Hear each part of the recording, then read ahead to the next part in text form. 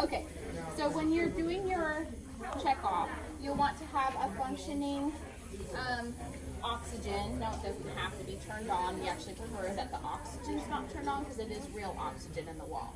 So we don't want to take it away from respiratory therapy, honestly. So plug it in, but have it on 0. The suction should be set up. You should be able to turn it on. You should have a long suction tube attached. You should have a patient with a trach inside. You should have an extra inner cannula that matches the size of the trach. So this one says 8. This one says 8.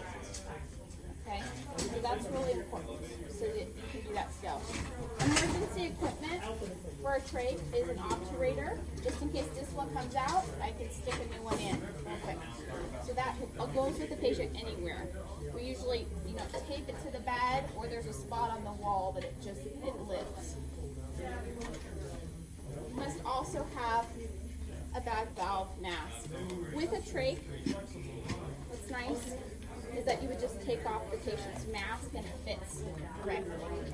So this is the part that you need, but you actually carry both pieces with you. Just in case the family member is the one who crumps. They often do. They're like, I forgot to tell you I have a seizure disorder. Oh my God. Anyway, so emergency equipment, also at the bedside. We will use that for this. You will have an extra trach cuff because we're pretending this one's old. This one. We'll have a pulse oximeter. You will have your gown, your mask, your goggles, or your face shield, and you'll have a stethoscope, trach care kit, suction kit, and some sort of fluid. Generally, we use normal saline in hospital for suctioning. Think of this as 2 separate skills. Get the first one down. You clean up everything, gel in, then you set up for actually the trach care. First we do suctioning, then we do care. Okay? My experience in suctioning is that I was in the rehab center, tons and tons of trach patients, also in ICU who put in trachs. For example, in your checkoff, there's a point where you have to decide whether it's reusable. That's what it says. Cleansed inner cannula with pipe cleaners.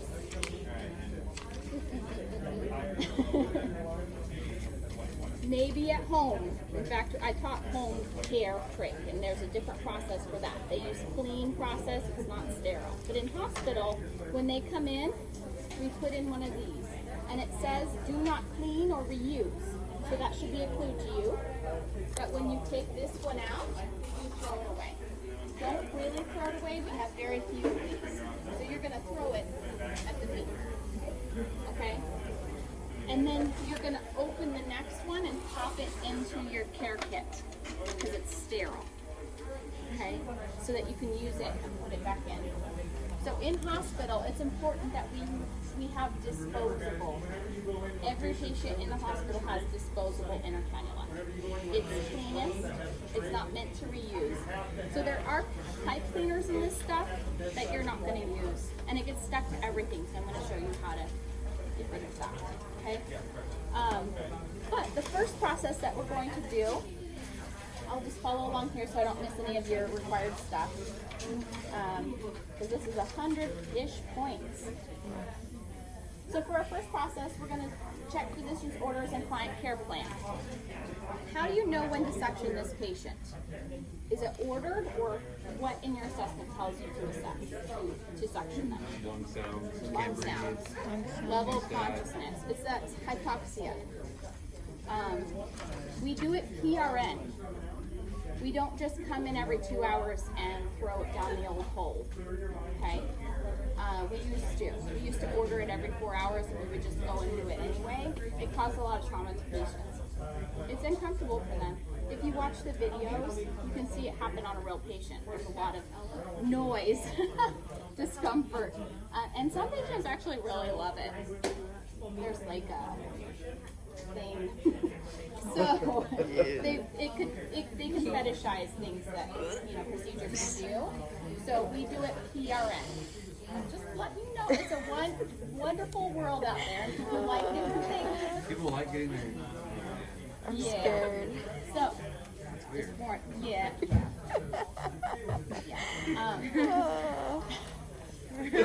He's like, Yeah, it's bowel care. Like all these things have a group of people that enjoy. That's okay.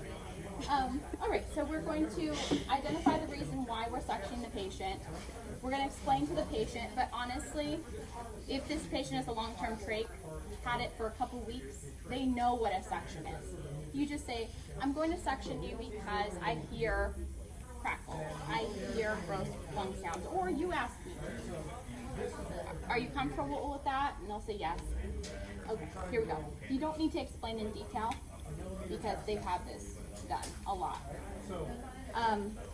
You're going to raise the bed to comfortable working height, absolutely. There you go.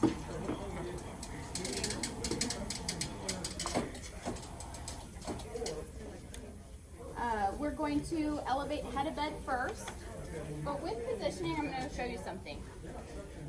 You want to have the pillow out, or if they have a short neck, you want to have the pillow below their shoulders so that there is some flexion at the neck.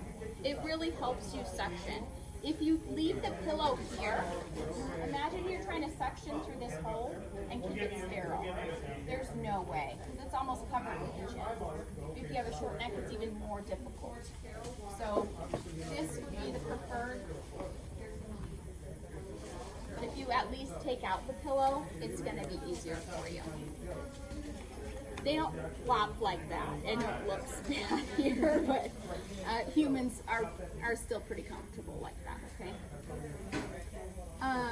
We're going to state our need for suctioning. You will need to tell me the reason that you're suctioning. Either they're drooling, they're hypoxic, they have gross lung sounds. If they're vomiting, absolutely suction. Please do. They can't clear their secretions. So you can hear someone kind of coughing and go into suction. Sometimes it's just a little piece that they can't quite get. Depending on spinal cord injury, for example, they might not have really great lung strength. They can't evacuate their coughs very well, and so they'll have gloves that stick there. So we will help assist their cough and help suction. When patients with trachs vomit, does it still go into their mouth or through the trach? Kind of depends on if there's a balloon inflated or not. If the balloon is inflated, it will stop the vomitus from going into the lung. But if the balloon is inflated, that means they can't. There should be no sound coming from them. If you walk in and they're like, "Help!" that means air's going through, and the vomitus probably went into their lung. Yeah. Vital signs. So before I do this, I have baseline vital signs, respiratory rate, and pulse ox. Pulse ox is important, and we just leave it on the whole time. Put it on there somewhere. That will tell you your heart rate also, right there. Check LOC. If it's decreased, that's a sign or symptom of hypoxia as well, or it could be their baseline. We just want to note it, make sure we don't make it worse. Irritability is such a good sign that someone's going hypoxic, you guys. If super nice Mr. Jones in the corner has been great all day, and all of a sudden he's just a fun, irritable guy, check his saturation and electrolytes. All right, we'll set the pressure of the wall suction to 80 to 120. So you turn it up to full. Woo, that's too much. That automatically goes full bore. So try regular. 80 to 120. So if you set it at 100, you're good. But see how it's a yellow? That's where you're aiming for this. If you had a portable suction, there's a separate setting you use. You don't have to memorize that. But if this patient goes to any treatment and in the hospital, they're traveling anywhere, they have to have oxygen and suction with them at all times. We're going to apply the pulse ox and note the oxygen saturation before, during, and after suctioning. We're gonna administer 100% oxygen for 1 to 2 minutes before suctioning if the client is unable to breathe deeply. So that's a big if. That does not mean we hyperoxygenate everyone. But if I tell you the saturation is 84%, I don't want you to go in and suction without having applied at least a minute or two of 100% oxygen. So you're going to kind of look to me for that. You'll say, what's my oxygenation? And I'll say, it's 84%. That means you need to attach this. Don't move the oxygen up. This just indicates that it's there. A lot of people just use an extra pillow to kind of brace this on so you're not having to hold it the whole time. But it sits nicely there. You can get stuff ready. You are going to treat these two skills separately, so keep your care kit closed while you're dealing with suctioning. I'm going to open the package, move the water container. There's a water container in here. So when you open it up like that, your sterile stuff and your suction is inside. When you open this up, it pops open. So hold it by the middle and pop it open. Resist the urge to go like this. When you pour water in, it will self-cool. But this is like, no! Because remember, we don't have our sterile gloves on yet. So just pop it open and set it to the side. I want to set this up where it's comfortable for me to move, and it's not going to be behind me. This is my preference. I don't care what you do. You can get a little bit closer if you drop this part down too. Just make sure it's not behind you. Okay? You have to have it to the side somewhere where you can reach. So ideally, I can see full sock. I've got access to oxygen and suction, and everything's right here. The next thing I want to do is pour the sterile water in the container. Because I have to pick up the bottle, I know I don't need to have sterile gloves on to do this. Okay?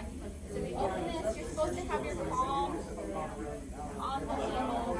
This needs to be only open within 24 hours. If it's not, go get a new one. And then you pour. Don't splash it everywhere.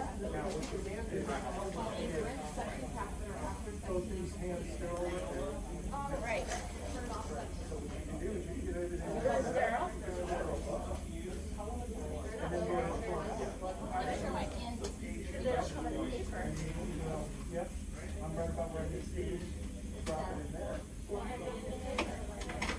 If the patient's desaturating, you guys, that's not your time to freak out. Like, be calm and get them oxygen when you can, but safely. It's more important that you're sterile when you suction them. And if you, it seems a little bit dramatic when they're turning forward.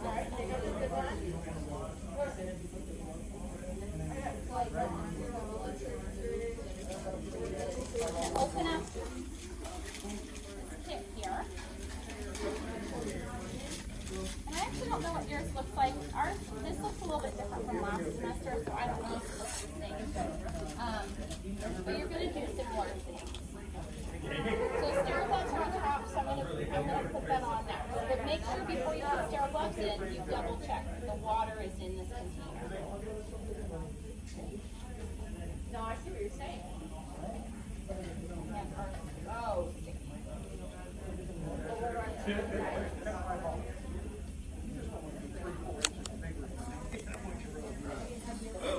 I hate sweaty hands. So disgusting.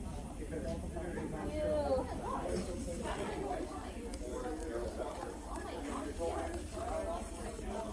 You do your shoes though?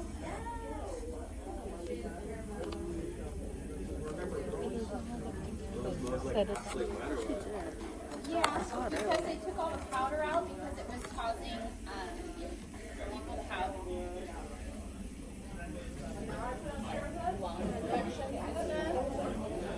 So they're really, the ones that they got for you guys to practice in here have no powder, which means they're wet.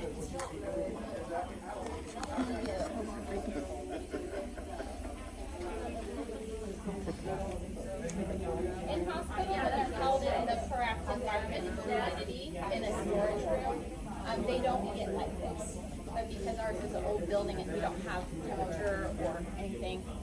It's frustrating. All right, you guys. So now I'm going to pick up this. This, I'll just show you real quickly. This is your suction catheter. But I want to leave it in here for a second because my goal is attached to this.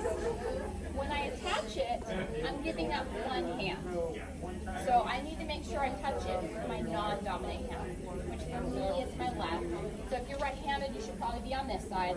If you're left, you should be on that side. So I'm going to pick it up. I'm going to attach it here.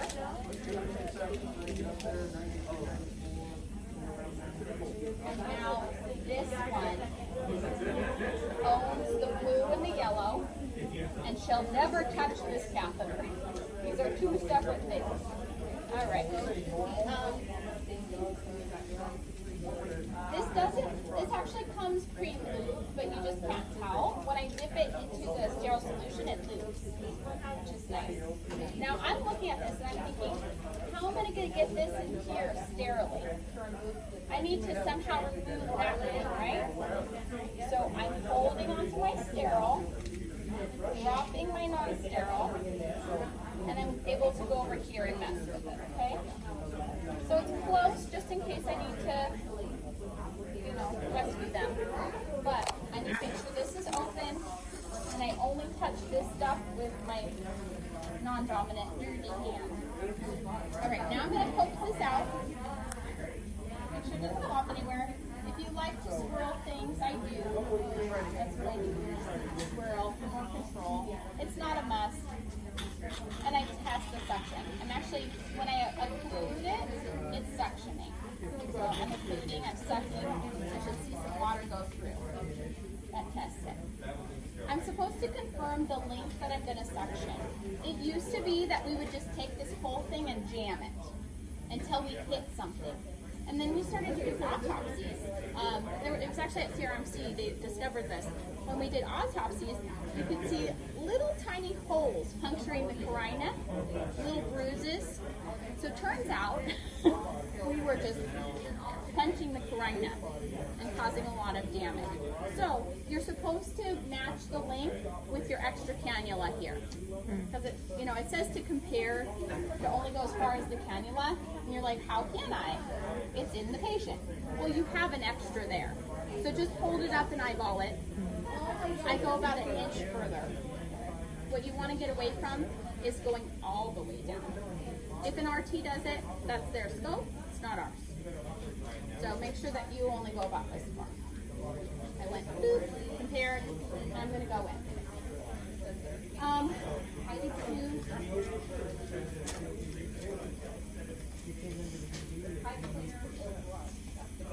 see, I want to make sure I'm telling you the right thing. Okay.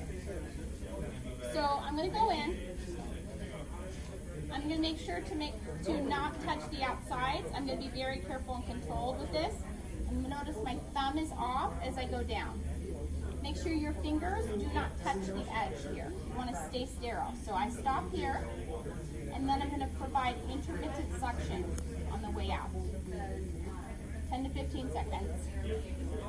As I get to the end, be careful not to fling it up. You can hit your nose or chin. So in that last bit, on your last pull, just carefully lift.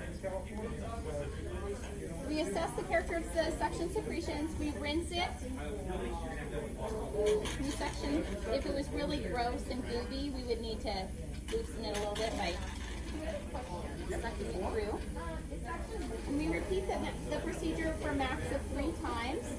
You can allow for 1 minute for them to recover. So take a look at their heart rate, their pulse ox. If they're desatting, put this on for a minute and let them recover.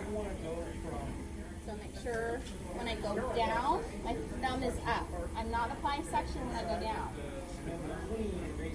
Make sure not to touch the edge, and then I do 3 passes, intermittent, 10 to 15 seconds. As I get to the end, I'm careful. I flush. I check. Saturation's 92%. Okay, it's a little close. I'm going to put this on. So I'm always holding this, dropping this. what I see people do is hold it too close to them and putting the catheter right on their gown. So make sure you're holding it out, that you basically can see it. You're letting them recover.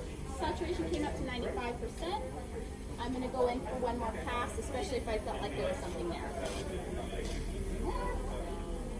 I go in, section intermittently on the way up. Last one. Okay? I'm really good. All right. So at that point, you rinse the suction catheter and you turn off the suction off to the middle. You dispose of the supplies with gloves on. So I would like wrap it up here, okay? And I would pull my steriles over it.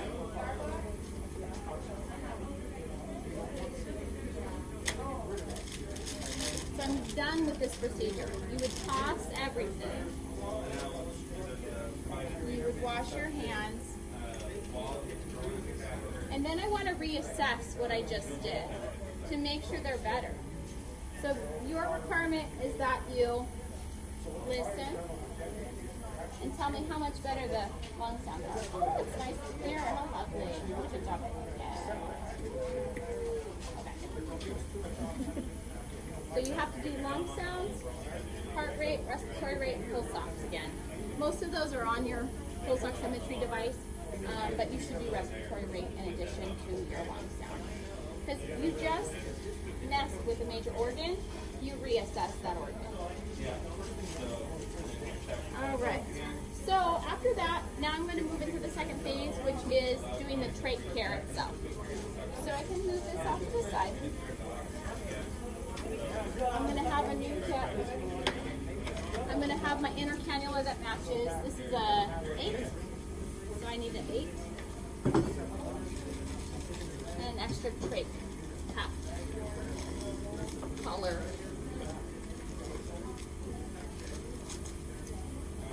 My first thing to do, and this is just like any dressing change, is to remove the old dressing, right? So I'm going to do that with clean gloves.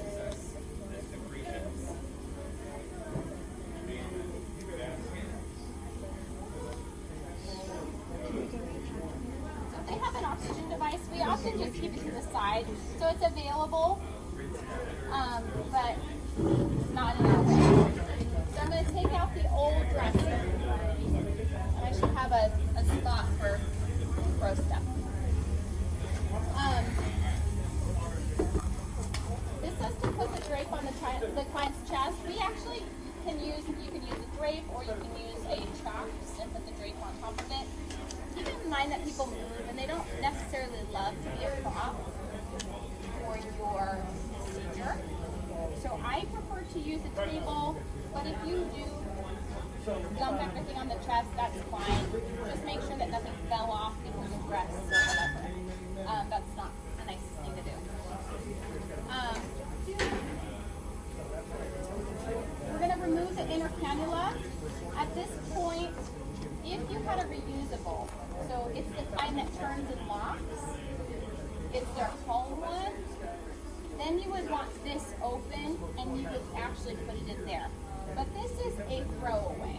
So we take it off and you guys are just throwing it down there so we can find it again. After that, then you can start opening things, okay? So you're going to ignore the direction to soak the cannula. We threw ours away. Because that's what you do in hospital. You're going to open your tray here. You've got sterile gloves and then you've got a drape underneath. But before you put the sterile gloves on, I want you guys to pour your solution. Because we actually need solution to help clean the area.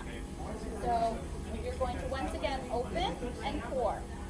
Be very wary of your kits, you guys, because if they've been pushed around in your red bags too much, they might have like holes in the corners. In that case, while you're practicing and even for your checkoff, I would take off this sleeve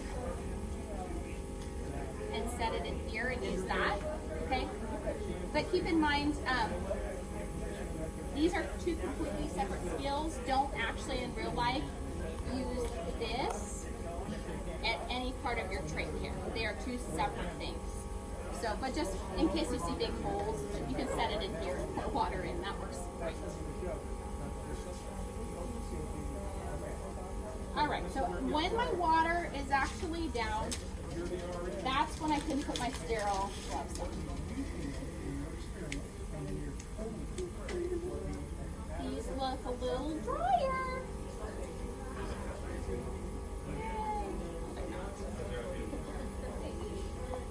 Deceptive.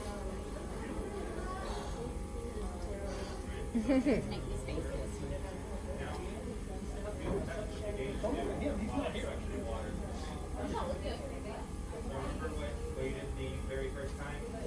So in order to put on these gloves, make sure that your water's already poured. Then you have this drape. You can either, and there's two ways to do it. You can plop it on their chest and that's fine, or you can put it out next to you and set everything out nicely if you want. I've never needed to do that. You can actually work from inside the kit. So, but if you're a person who likes to go,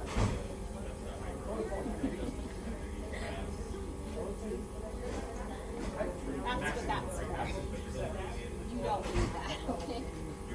Take this thing out. This will attach to everything. If they had a reusable one, what the patient does at home is they soak and then they scrub. So this is not meant for in here. Please don't clean or do anything inside of this. That would be awful. Please don't. This is not meant for that one. Okay? So take this out and toss it. You don't need it. What you have in here, you guys, is Q-tips. You have pipe cleaners. We don't want to use the sharp edge, but you can turn it and use it to clean with if you'd like. You have a drain. This is called a fenestrated sponge. We call them braid sponges in real life. It goes up underneath, okay, for those secretions. And then you have a whole bunch of gauze.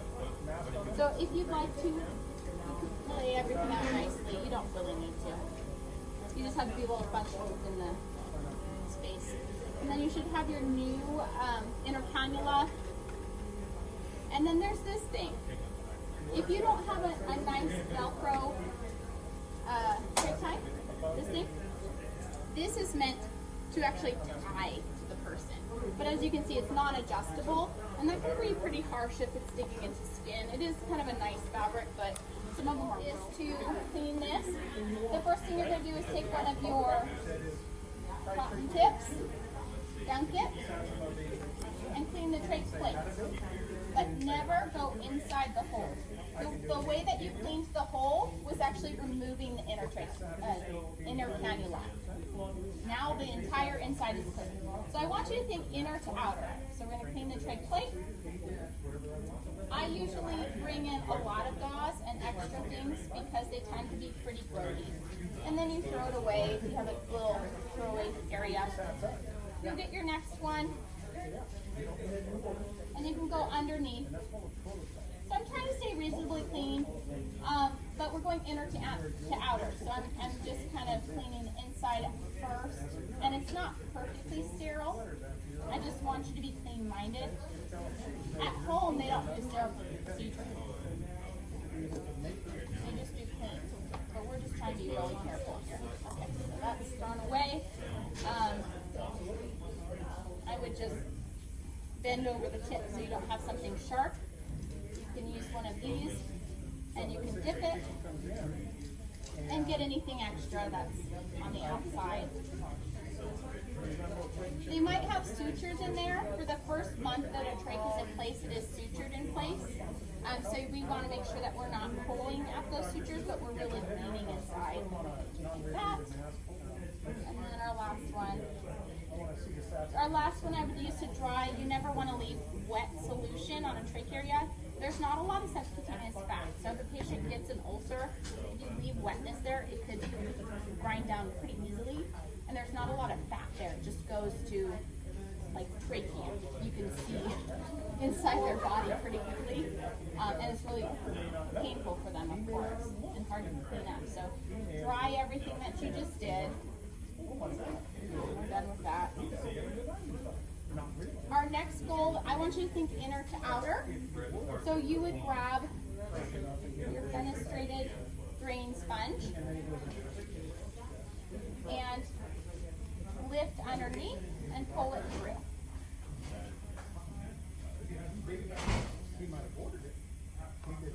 I know I'm all up in their face. Honestly, they're kind of used to that when you're doing stuff. I end up a lot of times like this. There's no way to avoid being around their face. One completely and then take off the old one. Or you can do this other way I'm going to show you. I don't care which one. The first one, it's just kind of gross to have the dirty one next to the clean one. I don't. But a lot of people do it for safety. If someone else is in the room for them, you could give them the job of holding the trach plate down. If you don't and they cough, the whole thing could shoot out across the room. Oh, and that's another thing, you guys. I don't know if you've noticed, but I've been pretty much to the side with everything. What students have a tendency to do is this. You will only do that once in clinical because boobies will shoot out to your face. Projectile across the room. So don't do your trick here like this. Lean to the side, you know. Do things like this so that you are not in the line of the, I promise you, the projectile. It's pretty gross. All right. So what I like to do is I take off the old one like this. I always have to have a finger on the trach plate. It doesn't matter which finger, and I can move them. But I have to make sure I'm touching down at all times. I'm going to grab the first one, and I'm going to attach it here. Touch to me, huh? All right. I'm going to Velcro the new one to the old one and pull it through. With these mannequins, you don't have this issue, but when you have a lot of neck tissue, a lot of folds, it can be hard to keep things in line. So that's one way to do it, is to just attach it and pull it through. This is where you're going to decide, hey, did I get a bunch of boobies? If I did, then I'm going to go ahead and clear my line again. And then I'm going to go back and the same way. Area, dry it completely. Take a look at their skin, because it does tend to break down in those folds. All right, so now I'm going to leave them. Yes, I have sterile gloves on. Obviously, I'm not sterile anymore. Once I got to trach ties, I'm way not sterile.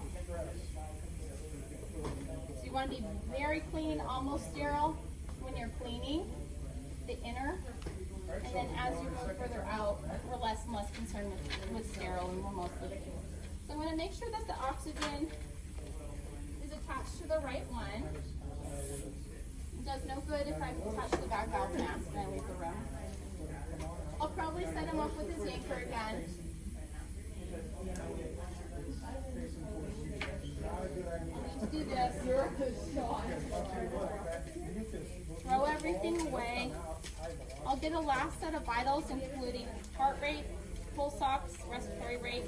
I'll go ahead and listen to the lungs again, because sometimes in between cleaning everything, they get the urge to get suctioned again. And in fact, right after you turn someone, they often get suctioned. And that's okay. If you suction them out good now, even if I suction them again, they won't need you for long time. Okay? So put the side roll up, the bed down, make sure they're safe, clean up everything, and you're good to go.